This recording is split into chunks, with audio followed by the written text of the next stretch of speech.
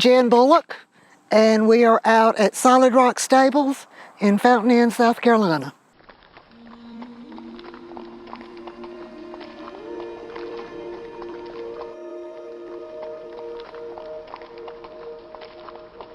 Really, I don't remember that much, but I did wake my husband up on April the 24th of 2016, and I told him that I couldn't breathe. Yep, she couldn't breathe, so we tried her inhalers. That didn't help, so we called 911. By the time they got there, she had just about passed out. So After that, they ran a bunch of tests on me, and next thing I know, I'm having to have heart surgery, and I had to have 6 valves replaced. I had 4 different surgeries. I did my rehab and traveler's rest, and I didn't get to go home until August the 8th of 2016. So that was 3.5 months that I was in the hospital. At the time when we got to the hospital, one of the nurses called us, met us outside the doors, and she was actually the nurse manager, and she explained what was going on, what had happened to Mom during the transport, and so we wouldn't be so shocked when we walked in and saw her completely intubated. And they were there with me 24/7. Michael, my husband, moved in just about it every weekend and stayed with me, and the girls, they were with me as much as they could be, which I think that brought us all a little closer. When Mom came home, Dad had this saying, "We don't sweat the small stuff anymore." We've made over the big hurdle. Don't sweat the small stuff. It's kind of the family motto. Yep.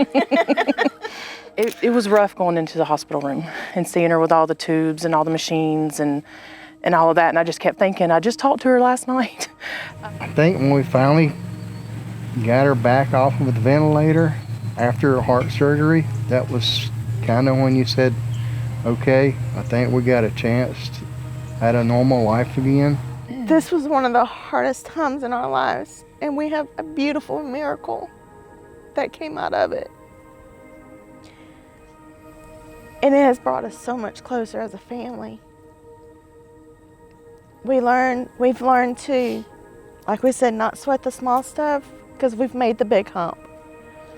We can make it through life, we can make it through that, we can make it through anything. In March of 2017, my husband found a therapeutic writing group and called Let's Settle Up. Sharon Dillard is the director. Mike had been emailing me and talking to me on the phone, and he really had not run that by her. I knew she barrel raced when she was really young. She's always loved horses, but she's never had the opportunity to get back into horses. So I looked for equine therapy on the internet and just happened to run across Let's Saddle Up being this close. So I sent Sharon an email and asked her about it, and came out and visited, and she said, yeah, we'll give her a try. And she opens the door and has a walker, and she can barely get out of the car. And I'm like, how am I getting her on a horse? And she still didn't know what she was doing here. I rode as a kid, and we did the rodeos and all that when I was growing up. And I've always loved horses, but horses have always been a joy to me. And they always listen. You can always get on a horseback or walk up to them, and I don't care how you're feeling that day. You can be squalling all day long, you can be depressed, you can be happy, whatever, but if you get up around the horse, there's just something about a calmness that goes over your body and your soul, and they just sort of look at you with them big old eyes that they've got, like, pour your heart out to me, and go ahead, if you need to cry, you can cry. I'll be right here with you. When she first got out of the truck to come get on the horse the very first day, I think Sharon and them had some reservations as to whether or not they could get her on a horse. But she could barely walk. But just from her getting on there and the strength it takes in your legs to keep hold of that horse, it just unconsciously was great physical therapy for her, as well as mental therapy, loving those horses again. So it's been wonderful. I looked at her and she's gray and ashy and weak. And now she is like leader of the pack. To this day, I still don't believe what I went through until I look at the scar and I'm going, you were blessed. You got to come home. You got to be with your family and you get to watch your kids raise their kids. I have 3 grandchildren and they are my heart, my life, along with my 2 girls and my husband. She lives each day to the fullest now. She lives each day like it could be her last. She enjoys what she does from the time she gets up till the time she goes to bed.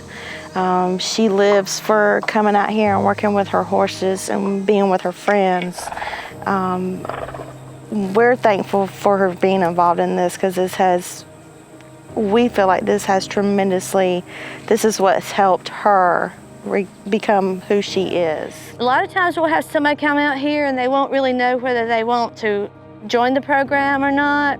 She's a really good person to say, hey, let me tell you what they did for me. You know, she tells her story, and so she puts children at ease, she puts parents at ease, she puts adults at ease just by telling her story to them. The surgeons that she had, Dr. Barry Davis, Dr. Johnson, Ben Orr, they were just unbelievably good. And for the American Heart Association to support those guys, it's everything for us. It's life. We appreciate that. We made our first trip to Myrtle Beach for the beach ride in 2017, and it was like, this is awesome. This is great. You know, this is something that we can really get involved with. The first time we came, it was me and a mom and her daughter. And to be honest, our goal was to ride on the beach. You know, it's on the bucket list. And if we could, help with a donation to the American Heart Association, then that was a great thing. And so I thought it was a good cause, but really my drive the first time was to ride on the beach. But when I got there and I saw how involved people were and the excitement, then, the next year I wanted to do more and I wanted to be bigger. I enjoyed being down there and seeing all the different horses, all the different people from all over the place. And we have been going back ever since then. So what would you like to say to any, especially women out there who maybe aren't taking care of noticing any signs they might be having or anything? Take care of yourself. Make yourself number one. I know it's hard to do, especially if you're a mother or grandmother or you've got a big family, but make yourself number one. If you feel any kind of uneasiness, coughing a lot, go to your doctor, have yourself checked out, and don't wait, because waiting can be the worst thing that you could do. I waited too long, and I'm thankful that I'm here today to be with my girls, my husband, and the rest of my family.